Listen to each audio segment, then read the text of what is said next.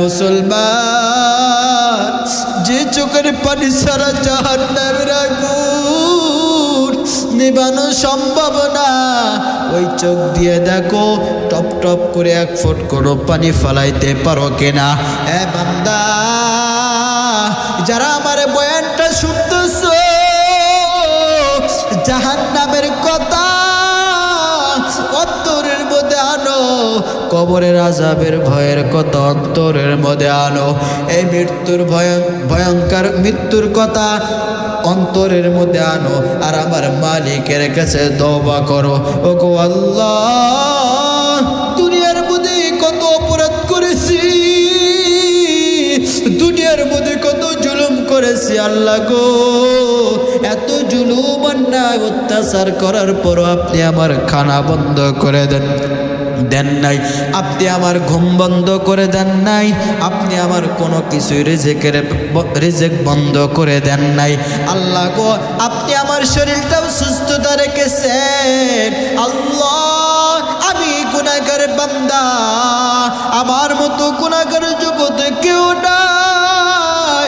আমি আপনার কাছে দোয়া করি আল্লাহ গো, ও রব্বে কারীম, আপনি আমার তামাম জীবনের গুনাহগুলি মাফ করে দাও গো আল্লাহ। সাহাবায়ে কেরামরা কি পরিমাণ অন্যায় জুলুম ত্যাগ স্বীকার করেছে, মুসলমান, তাদেরকে এত পরিমাণ লাঞ্ছিত, অপমানিত, অপদস্থ করা হয়েছে, তাদেরকে এমনকি দুনিয়া থেকে শহীদ করে দেওয়া হয়েছে। এরপরও তারা আল্লাহ তাআলার দিন ইসলামকে এক বিন্দু পরিমাণ ছাড়ে নাই, ইসলাম থেকে তারা কখনো পিছপা হয় নাই। মুসলমান ভাইরা আমার, আজকে আপনি আমি এত দূর পর্যন্ত এত সহজে ইসলামকে পাইলাম, সেই ইসলামকে আপনি আমি আজকে পরিপূর্ণ মানতে পারি না, কদর করতে পারি না রে বাবা। যুবক, আমার আল্লাহ তাআলার নিয়ামত খাও, আমার আল্লাহ তাআলাকে ভুলিয়া তুমি চলো। আজকে তুমি আমার মাওলাকে ভুলিয়া দুনিয়ার মধ্যে চলাচল করো রে যুবক। আজকে তুমি মোবাইল নিয়ে ব্যস্ততার মধ্যে কাটাও, আজকে তুমি টিকটক লাইভ নিয়ে কাটাও, আজকে তুমি সেলিব্রিটি হওয়ার জন্য তুমি চেষ্টা করো, আজকে তুমি কোটিপতি হওয়ার চেষ্টা করো, আজকে তুমি টাকা পয়সা কামানোর জন্য চেষ্টা করো। দুনিয়ার মধ্যে কিভাবে কি করলে বড় একটা বিজনেসম্যান হয়ে যাব, দুনিয়ার মধ্যে কি করলে আমি কোটি কোটি টাকার মালিক হয়ে যাব।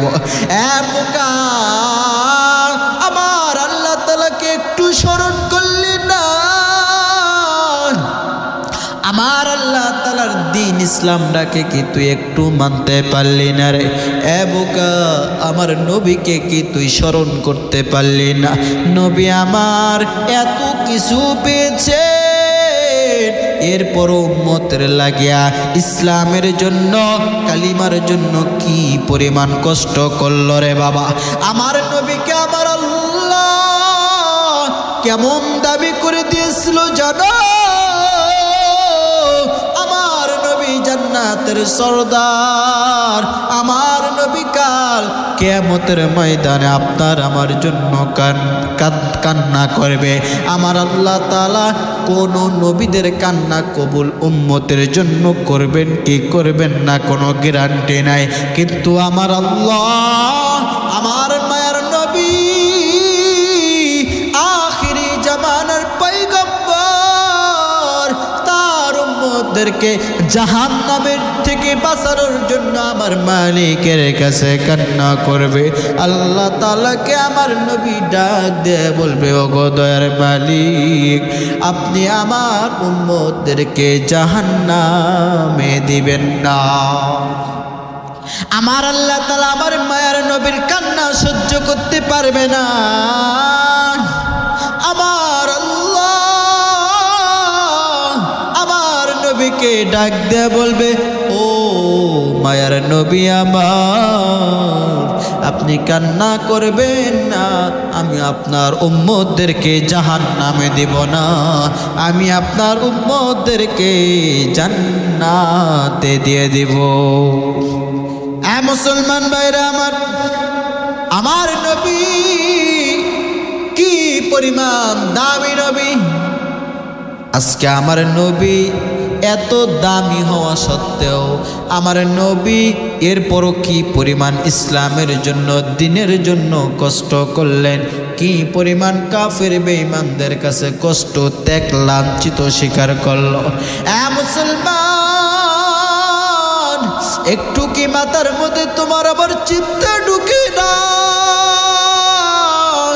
আমি আজকে যেগুলো করার জন্য দৌড়াই, আজকে আমি দুনিয়ার মধ্যে কি বড় একটা বিজনেসম্যান হতে পারি, কেমনে হতে পারি, এই জন্য দুনিয়ার লাইনে দৌড়াও।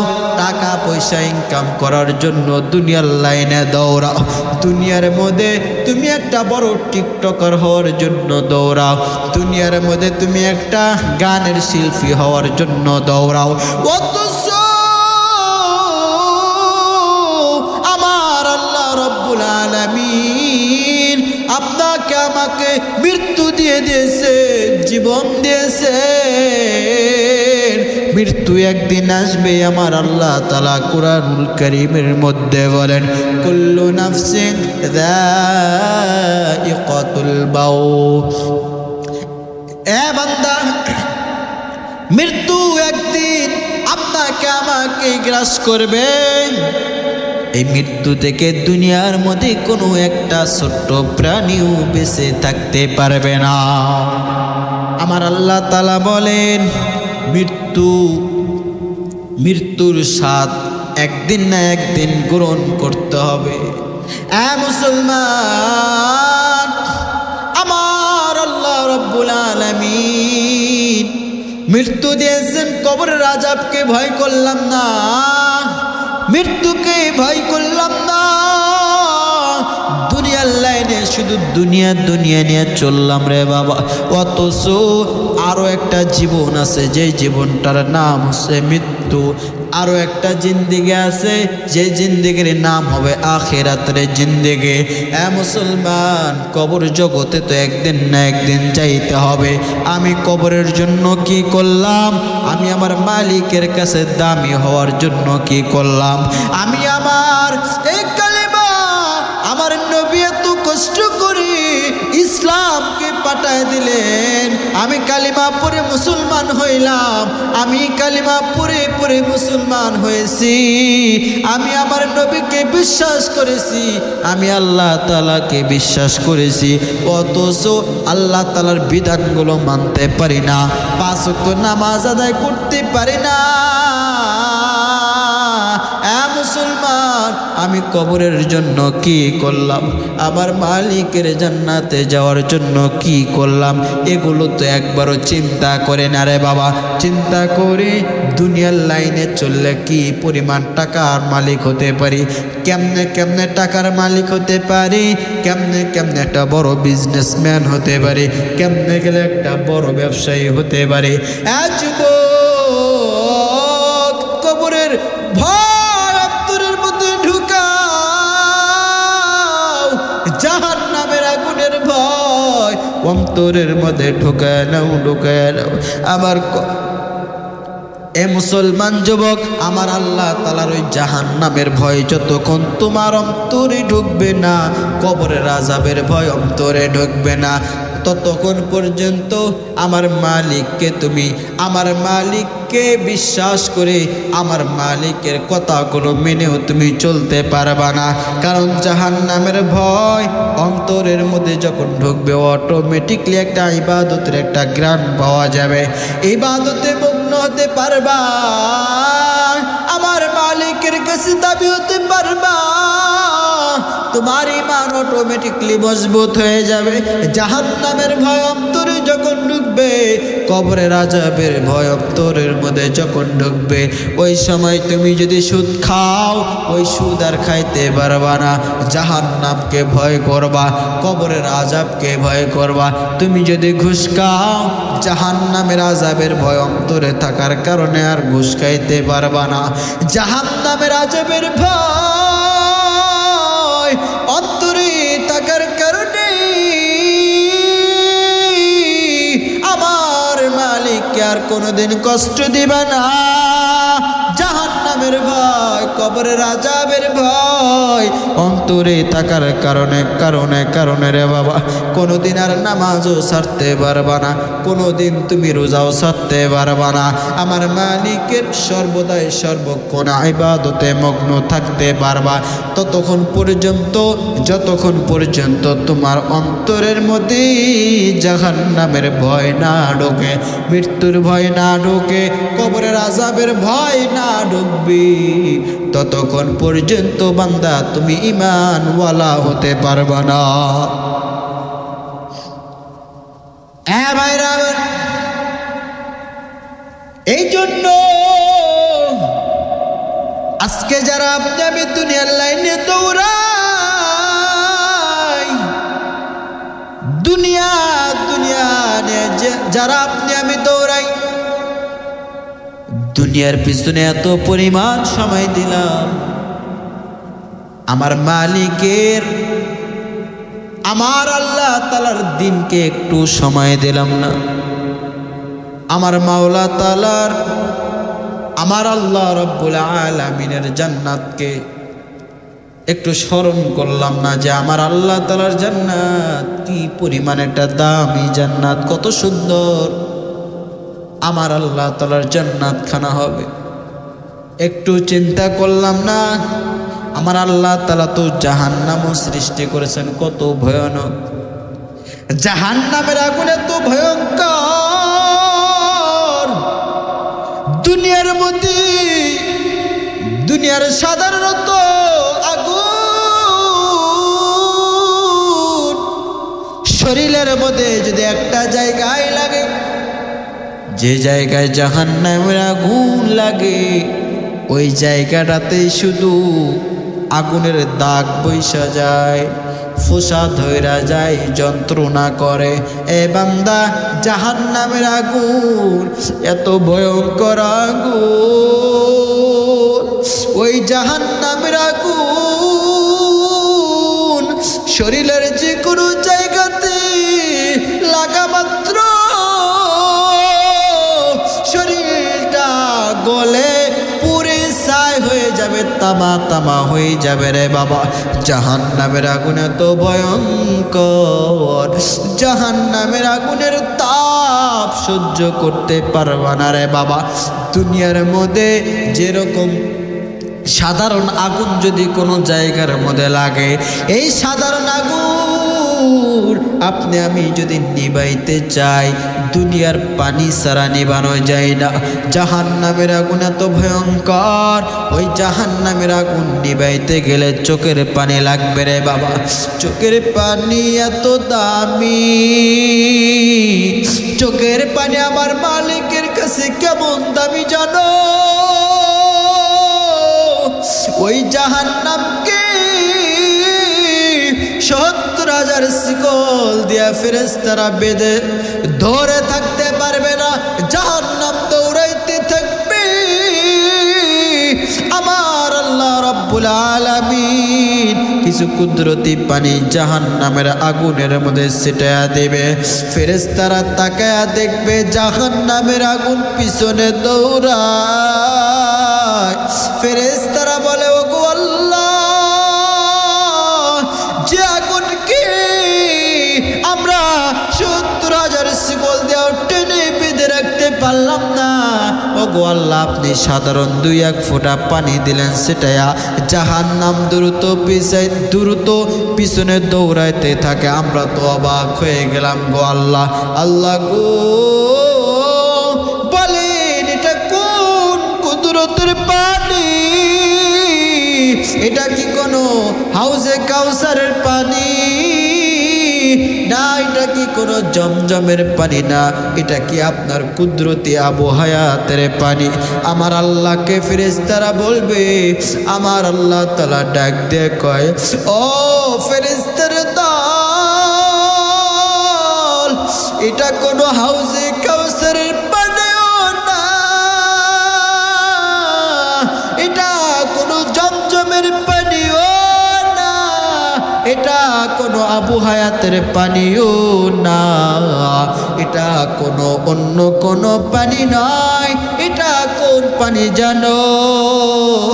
দুনিয়ার মধ্যে আমার কত গুনাহগার বান্দা, এরা রিস্কা চালাইতো, এত পরিবার তারা দরিদ্র ছিল, রিস্কা চালাইতো।